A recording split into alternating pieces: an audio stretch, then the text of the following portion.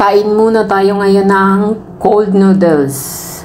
Yan ay para yun, Chinese sesame cold noodles ata. Hindi ko na makita. Tapos siya ay $59 ang isa. So, yan. Merong maanghang na flavor niyan. Yan kinuha ko na hindi siya maanghang.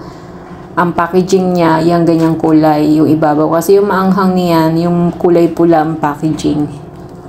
Tapos ang kanyang sahog lang ay inislice na carrots na maninipis at saka pipino. Yan lang ang sahog na yan. Tapos may seasoning sauce na medyo ang lasa manamis-namis na naghahalo ang tamis at saka alat.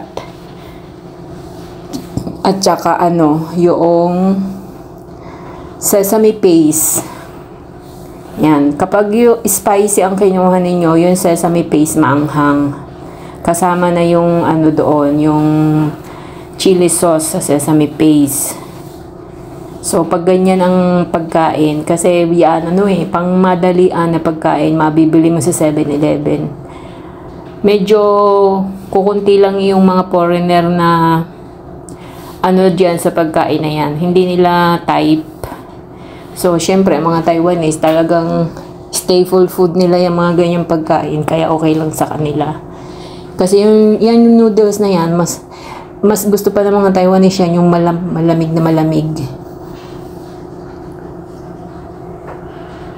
Kaya yung iba nilalagay mo na yan sa rep bago kainin. Ganyan lang yan. Ngayon, kung gusto mo na ang maanghang, pwede mo rin lagyan ng dagdagan mo ng chili sauce. May yan yung noodles na yan, medyo may konting oil.